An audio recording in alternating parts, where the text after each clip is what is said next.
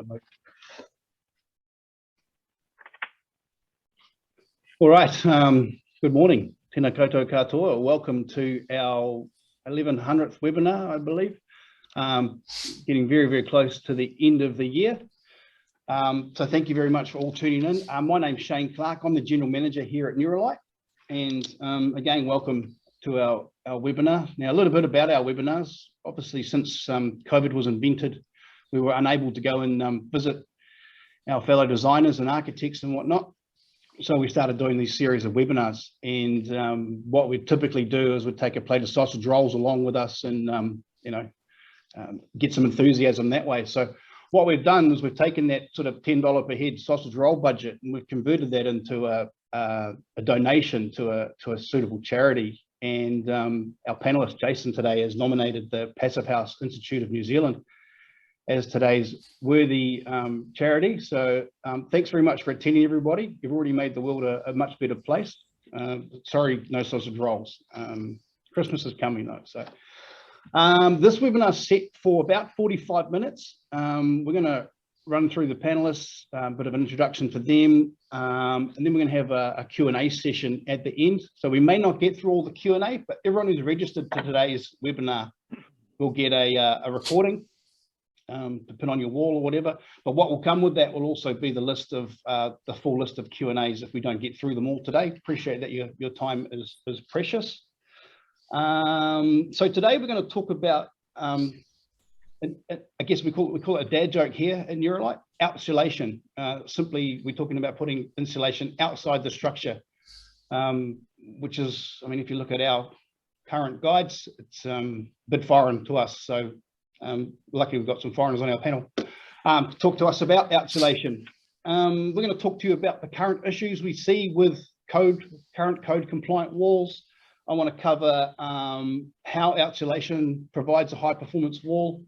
We're going to cover some examples in New Zealand of using outsulation. And then we're going to try and give you a bit of an insight to what outsulation on a wall looks like as far as detailing goes. So in and amongst that, we're proud to announce we've launched our outsulation guide, which is available in the chat if you haven't got it already. It's been downloaded a few times already since we launched it on Tuesday. Is that right? Yeah. So that's so we're really, really happy with that. All right. So obviously I've introduced myself. That's fantastic. I also have Andrew Hawkins on the panel with me today. He is the Outright product manager for Outright. And he's got, despite his youthful appearance, he's got 20 years experience in the industry. So glad to have him aboard. He also has an accent, so outsulation is not foreign to him, as it's foreign to us. Also on the panel, I have Jason Quinn, who is a director, well, he's the director at Sustainable Engineering based in Wellington. You can probably hear the little nervous twitch in my voice there. It's probably because Jason's actually a rocket scientist. So no pressure. But yeah, welcome to the panel. So we're going to cover those topics today, and like I said, we have the Q&A at the back. We've already made our donations to our charity, so that's fantastic. I'm going to start off with a poll. We want to make this interactive as possible. So please, warm up those fingers, get the keyboard going. I just want to know, out of the audience who's in the room, are you familiar with the concept of outsulation? So we'll let that run for a minute or so.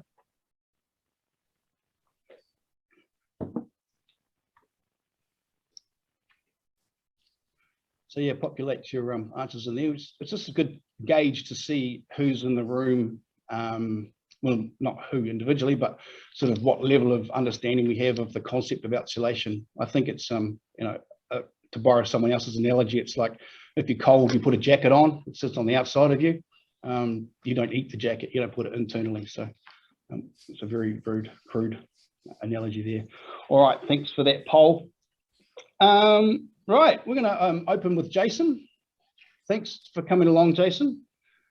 Great to have you here, man. Bit of an intro from you. Obviously, I said you're the director at Sustainable Engineering. Do you just want to touch on what Sustainable Engineering is and who you are and what you do as a starter? Yeah, thanks for that.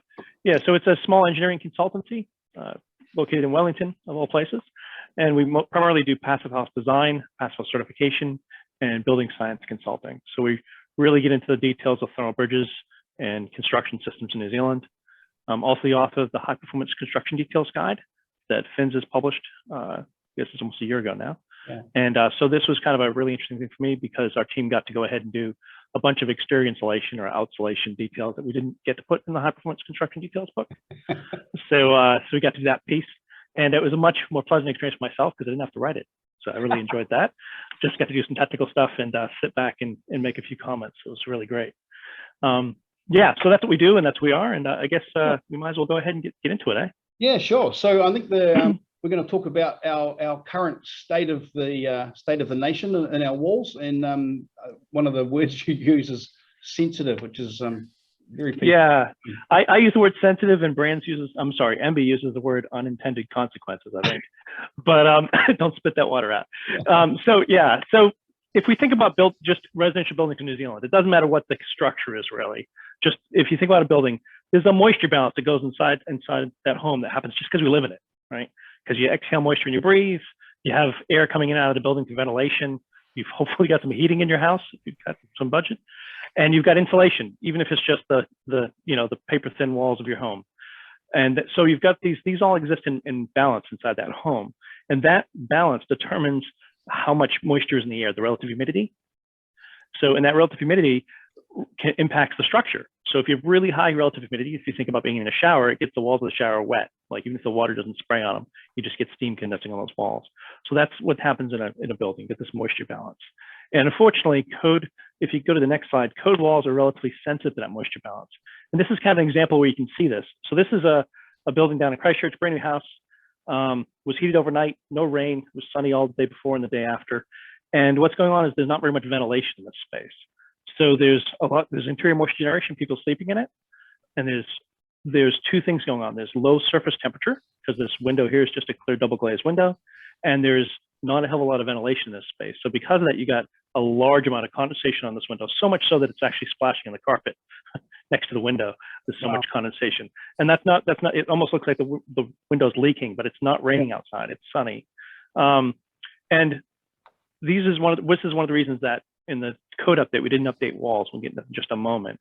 So MB's comments are that they did increase the code insulation requirements, the R values for walls on larger buildings, but not for residential buildings, because larger buildings have mechanical ventilation, and that moderates the risk of internal moisture.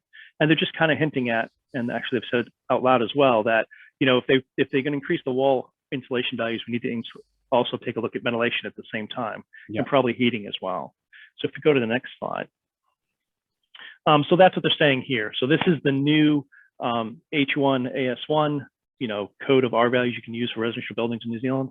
And if you notice, a lot of the values went up except for the walls.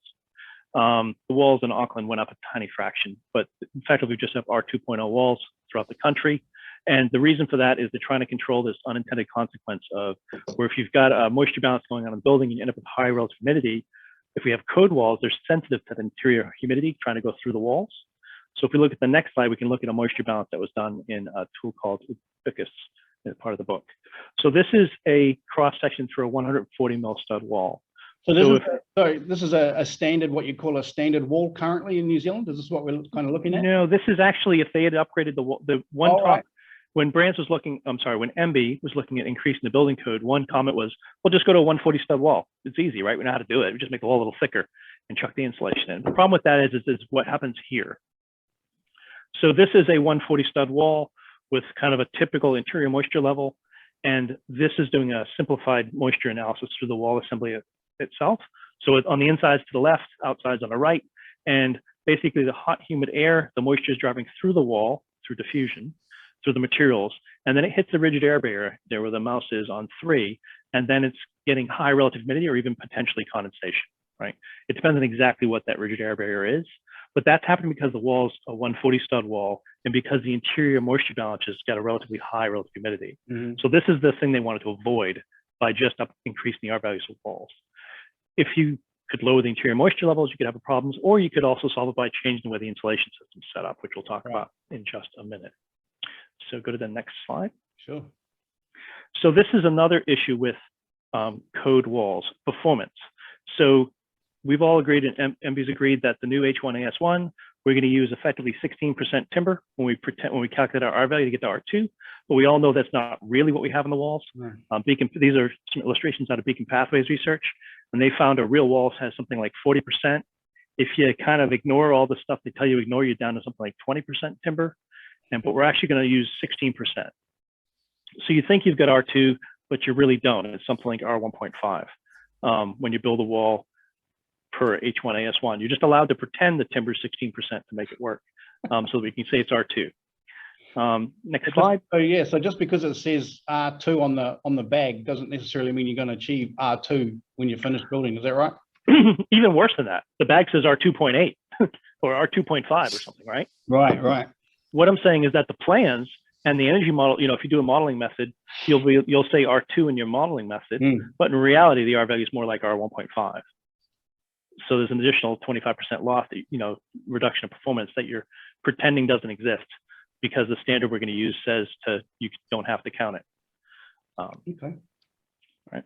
And then the other thing we have with code walls is when we try to fix this, if you go to the next slide, when we try to fix this, like we do this in passive house all the time, right? We take a standard code construction wall and we fix it. We say, okay, we're going to control the moisture diffusion through the wall by having another layer inside the wall. We'll have an interior surface cavity with additional insulation. We'll control the temperatures of the edge of the slab by putting insulation outside the slab. And we'll put a ventilation system and we'll put a space in above the gypsum board to put the ventilation ductwork in, which means I need another air control layer above that. And that's fine. We can hit the performance targets we want, but we end up with a couple issues. One is the structural engineers are still grumpy about overhanging the slab edge, especially if I want to use a 90 mil stud, they get grumpy with me. We pretty much require a use of an interior air vapor control layer, or AVCL, which is a new acronym I'm trying to get everyone to use. So, which is why in there. So if you could stay on that for just a second longer. And then also you've got this complexity, you've got to put the MVHR ductwork under the air controller, right? So this all adds up to some complexity you've got to put in. Now it is just an adaptation of what we're doing already. So it is a bit easier conceptually, but it does add a bit in. But there is another approach. It would add cost too, wouldn't it? Like doing it this way, you sort of. Yeah, it all adds cost. But you are getting something for your money, right? It's not just like granite countertops where you still have just a countertop. It's actually making the building perform much better. Yeah, right. 90% energy savings is really sort of typical on heating, that is. So go ahead to the next slide. So another approach is to kind of flip the problem around, right? Instead of adding more layers to the inside and having to control that air vapor layer with a membrane layer or a plywood layer, we can flip the whole wall around and put the insulation on the outside of the structural layer, use that outsulation solution, right? So this is really common overseas, back where I'm from in Massachusetts, the United States. It's effectively code. Like you build a 3604 style building and you smack, OSB on the outside of the building and you put exterior insulation on it and you're done, right? That's just kind of normal. It's what's done. And it's effectively because you have to do that to hit the code values that are built in there, right? So the way an exterior insulation wall system works is you have its insides on the left, outsides on the right, and you've got your structural layer, which in this case is shown as timber studs, but it could be steel studs even. Right. And then you've got usually a rigid air barrier, which is a water, air, vapor control layer. It's effectively a sheet of, like, you can picture a sheet of plywood with eco-ply barrier kind of thing, or a sheet of plywood with a membrane applied to it, or OSB. And then the insulation sits on top of that on the outside, right? And then typically you fasten through that insulation with either timber battens with screws, or you can use special fasteners and clip systems, right? And they're both talked about in the guide. And then outside of the insulation, you have a water shedding layer, just a finished cladding that can be anything you want. So pretty much all exterior insulation systems have these layers. They have a layer of air, water, vapor control layer, an insulation layer, and then you've got a cladding layer. And that's pretty much how they all work. So go to the next slide. So that causes this sort of assembly when you look at the same kind of condensation modeling. So again, insides on the left, outsides on the right. Now when the warm, moist air is trying to go through the wall by diffusion, it goes through the gypsum board and the airspace that's empty in this pocket here quite easily, which is why the curve's nearly flat, that black line. But then it hits that air, water, vapor control layer on the inside of the insulation, just to the left of it, one that says number 3.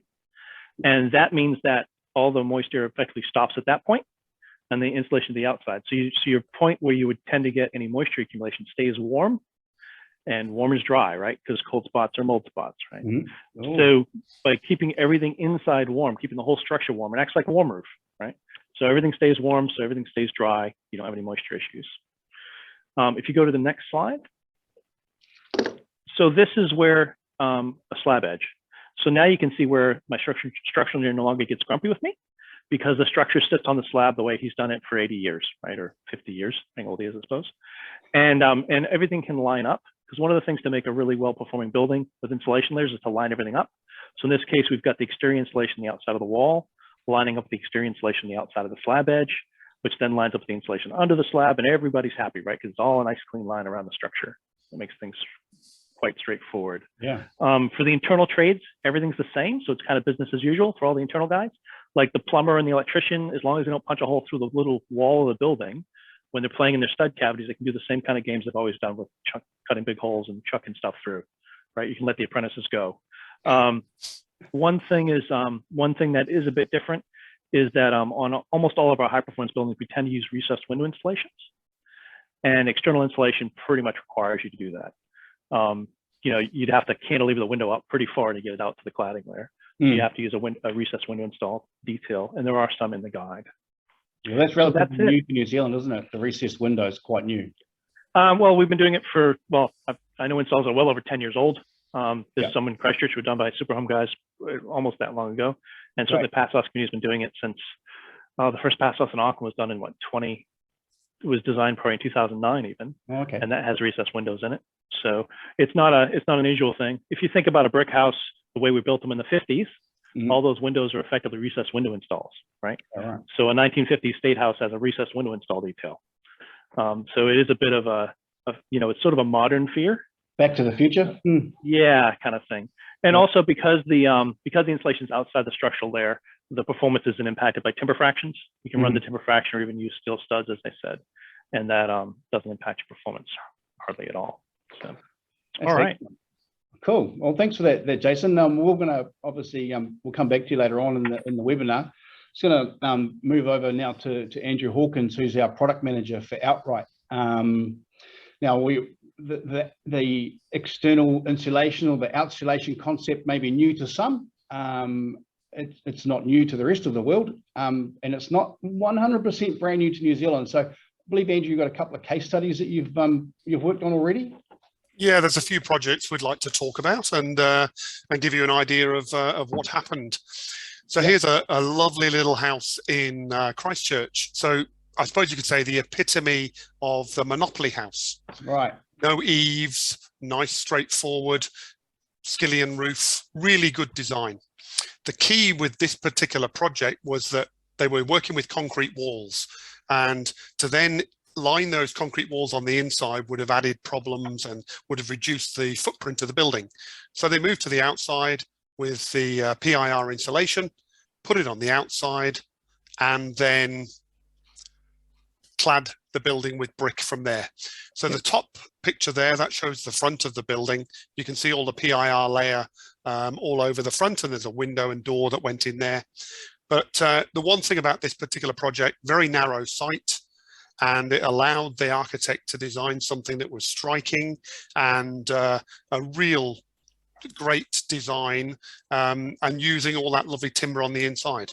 So it was a really good project to be involved with. So here you've got your notes, you've got a continuous layer of 60mm PIR board. What sort of R value are we achieving then with that kind of build-up?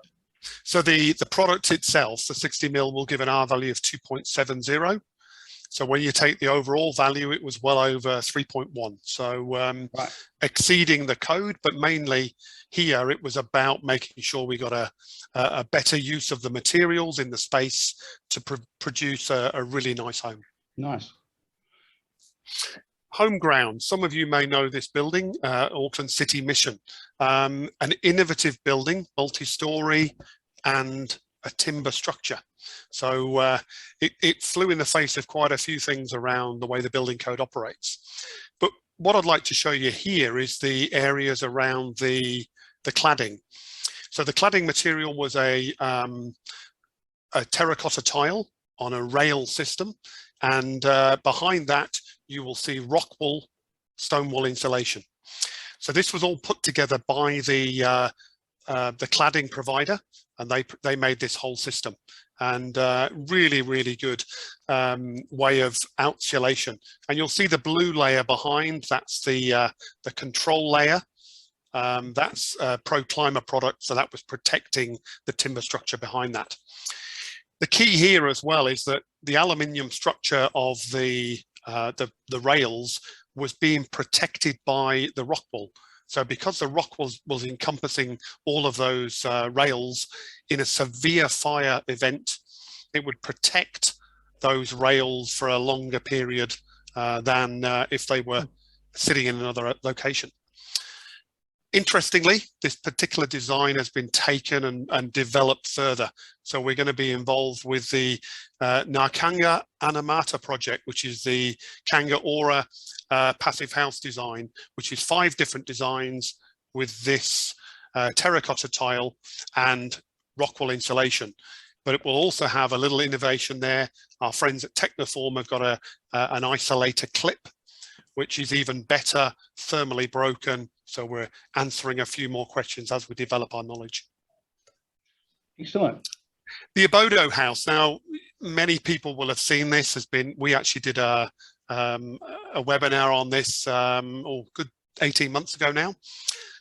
Same lovely monopoly house, but this was very innovative because the Obodo timbers, internal and external, were there to be seen. And as you can see on the lower picture, you can see the light coming through. So this shows you that that's a rain screen. So there are gaps between the individual cladding sheets and in this case, strips of timber. The top picture also shows you there, because it's this open design, it was all fully covered in the Nuralite waterproofing system.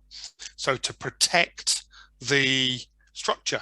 So as Jason was saying about the weather protection layer on the outside, the cladding, here with the rain screen, we were fully protecting the building.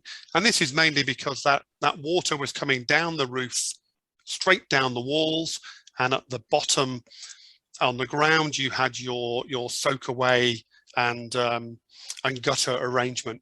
So very different, very innovative, but still using an outsulation process. And this had the 100 millimeters of the Enotherm on the outside. So a really good project.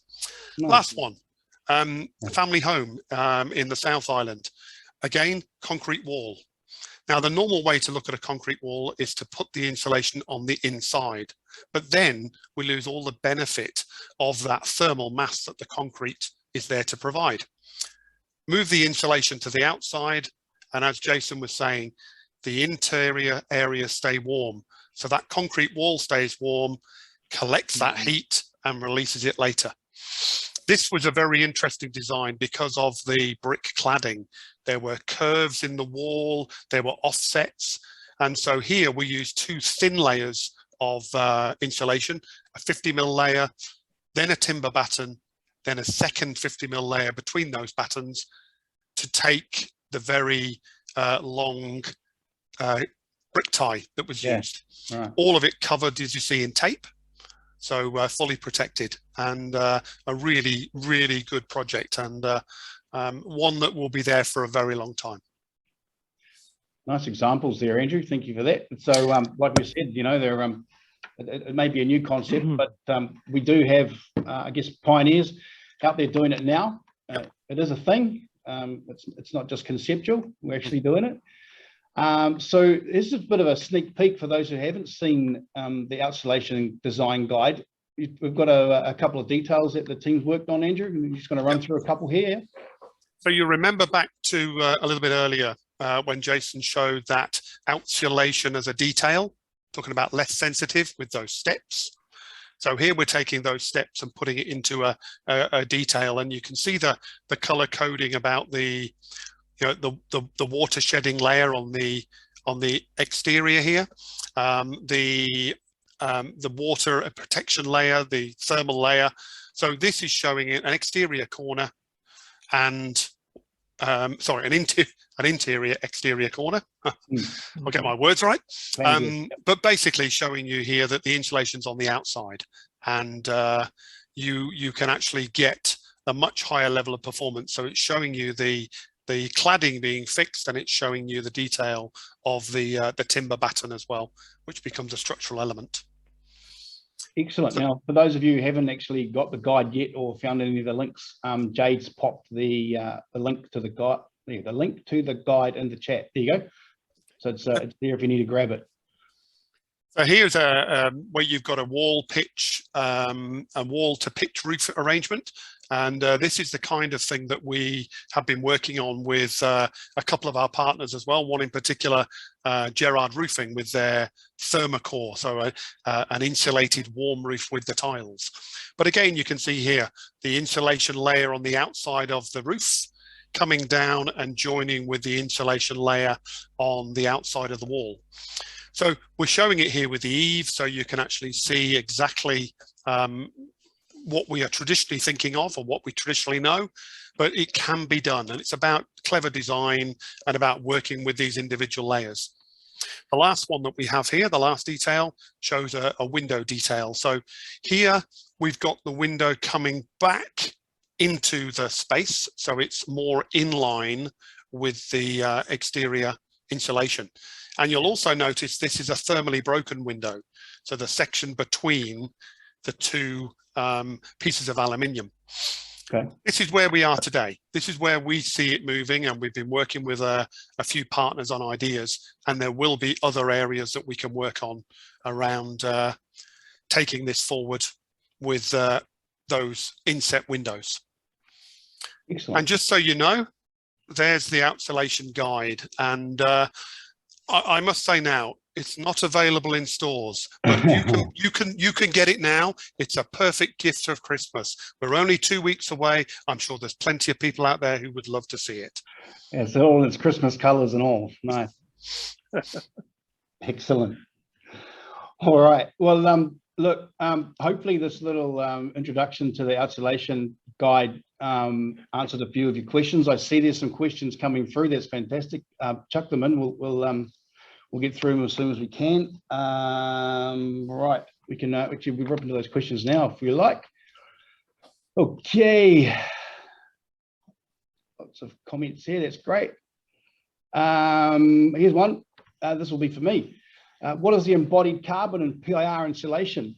We don't know yet is the answer. I know that we're working on it. We've currently got someone engaged and they're doing the calculations now, specific for our PIR product to our part of the world. So stay tuned. We're still working on that. Another question here. I'll throw it out there. Can we talk about earthquake loading and the cladding sitting away from outside the structure? Look, I mean, I might grab this one as well. We probably can't talk about earthquake loading, but what we can do is we can actually help the designer / engineer with all the technical data on our products, how heavy they are, densities, etc., like that. So more than happy to work with the designer and or the engineer if that comes into the equation. But it can be done as Andrew's example of the Mission House. Sorry, what was that called, Andrew? Home ground. Home ground. Thank you. Yeah, by Simonite. So it can be done. Andrew, this one's for you. Do we have environmental product data sheets available for the insulation products that we're talking about? Yep, so there are environmental product declarations, there are sustainability documents, there are also case studies of product in use. So a good example of a Rockwool situation where the European Institute of Manufacturers looked at several different buildings from 20 to 55 years old where the insulation had been installed. They then took them and tested them to show that the product was still meeting the levels of performance. There's a whole raft of documentation for both products, both the PIR and the Rockwool available. Okay, excellent. Where are we going? Here's a good, this question here. Is it, I mean, we talked about high performance walls and putting the insulation outside the structure. Someone here wants to know, is it still okay to put pink bats inside that cavity? Can we do that? Yes, yeah, it is. So it does depend upon the ratio.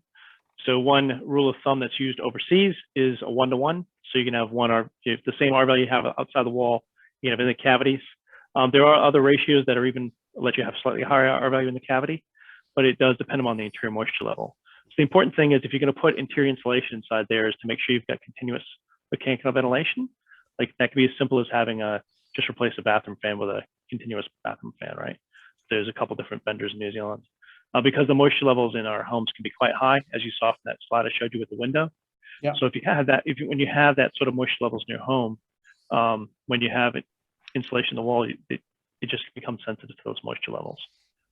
Okay. I can add something there as well. The in the design guide and in Jason's presentation, you saw some moisture calculations. So this is a Ubaka system.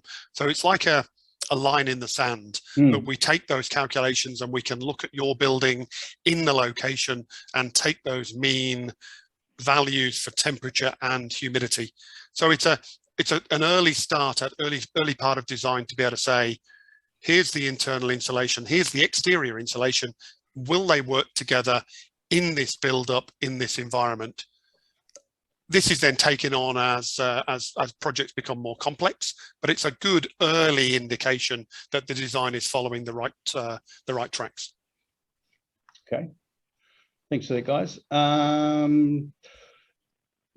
Probably not quite in our ballpark, but hey, let's have a stab. We've got some anonymous attendees, which is great. Encourages people to chuck in all sorts of questions, and I love it. Is there a method to remove thermal bridging under the thermally broken aluminium frame? I mean, I know this is not our ballpark, but do you want to have a go at that one? Yeah, so you can, there's a lot of ways to remove that additional thermal bridge underneath that windowsill. One, you can put in a window. You want to run the foam insulation up to the underside of the frame is what you want to do to remove most of that bridge. It's actually due to the timber. So you can get window frames that are thicker and stiffer and then can be clipped from the inside. They don't need quite as much structural support on the bottom side of them. Okay. That's where most of the thermal bridge below that window frame is that.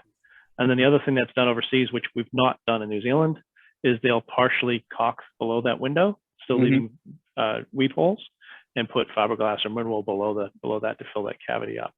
And that's not typically done in New Zealand. I wouldn't usually encourage it either, but it has been done on site at least once. I've seen it. Okay. So with there's another question here around the high performance wall, the high performance outsulation. Would passive ventilation, such as leaving your windows and doors open, provide enough ventilation rather than requiring a mechanical system? Yeah, as long as you have it set up so the windows can't be closed, it's fine. Like if you can close the windows, it's a problem. Right. So if you have the windows bolted open so you cannot close them, it's fine. You don't need to have a ventilation system. But if you can close the windows and doors, it causes problems and you need mechanical ventilation. So open doors and windows would have an effect on the overall R value, I guess? Yeah, that's right. But I mean, you know, if you've got a house that doesn't leak a lot, if you've got window open for ventilation, the wind doesn't tend to blow through because it pressurizes the whole house and it doesn't blow in and out. Okay. But yeah, I mean, I'm joking, but also quite serious. If you're going to close windows and doors in modern homes that use gypsum board lining, you have moisture problems unless you've got mechanical ventilation. Yeah. Period. This one for you, Andrew. In your experience with outsulation, is it possible to retrofit existing buildings with outsulation? Yes, it is. It will really come down to mainly a re-roofing or recladding situation. So if somebody's looking to change their system, then you can look at being able to get to the outside of the structure and put the insulation in the right place. So we've got several projects at the moment where remodeling is being done on projects, and that's exactly what we're doing, putting the layers on the outside to get the high levels of performance. Okay. It's an interesting one. What happens to moisture when it hits the foil face of the PIR on the exterior side?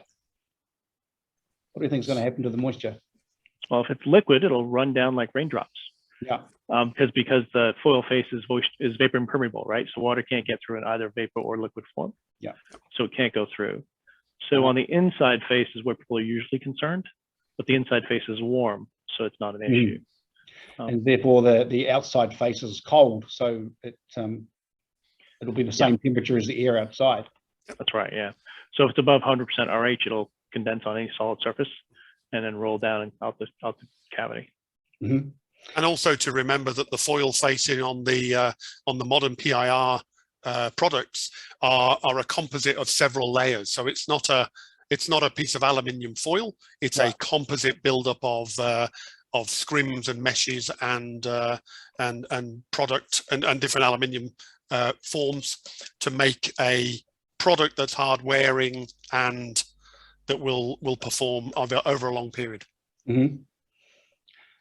This is an interesting one. Have the details in the design guide been tested in accordance with VM1? Do they mean H1 VM1? Possibly, yeah. I think, okay. Yeah. Yeah, so the details in this guide were done through ISO, was it not 177? It's 10-11, so 10211, which is how you do thermal bridge calculations. And that's how all the thermal bridge calculations were done for all the work I know of in New Zealand. So including the slab edge stuff that's been done for the new H1 AS1 was all done towards ISO 10-11. So the wall R values are not in here. There's not tables of R values. But the thermal bridge details have been done to 10-11, yeah. which is sort of, it's a weird system we have in New Zealand. So it's sort of referenced by VM1, yeah. but it's not actually in VM1, right? Okay. So VM1 doesn't use thermal bridge calculations. So right. because we're not up to that yet in New Zealand, no. because it's not actually intended to be predictive of performance yet. That's kind of the next version of the code. Exactly. I think, the whole intention behind launching this Outsulation guide is to give designers and specifiers and homeowners and I guess any interested party a sound stepping point, I guess, to start the journey.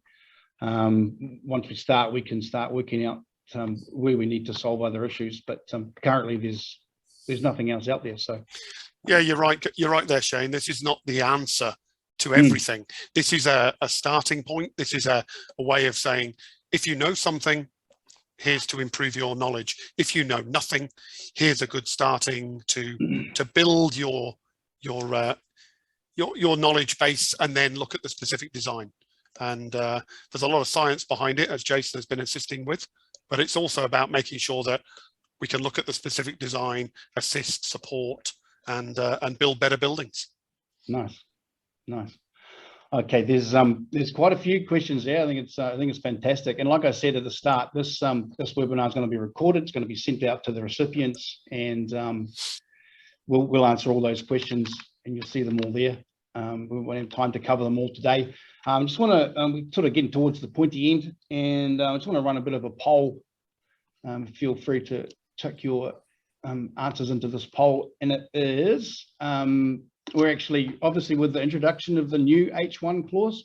We're just keen to, I guess, get a feel to see who's interested in participating in a webinar next week. We're not getting real close to the end of the year. Are you keen next week to see if we can do a show you how we do an H1 compliant roof with the new H1 that's come out? So take a couple of minutes to pop your answer there.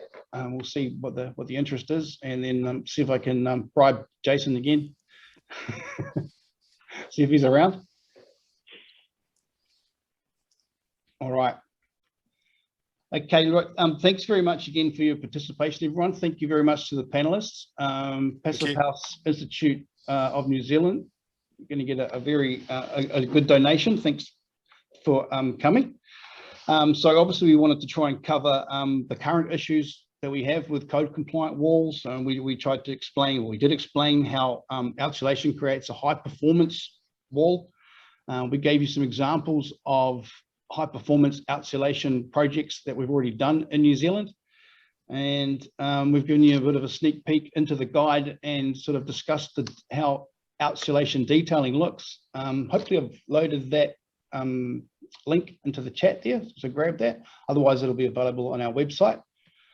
And that is about us. Thank you very much to the panelists. Thank you very much for everyone who participated today. Thanks for your multitude of questions. We'll get around to answering those when they come out. Thank you, Andrew Hawkins, and thank you, Jason Quinn. We might see you next week. We'll see what the level of interest was. Thanks very much. Thank you. Cheers. Now. Bye-bye.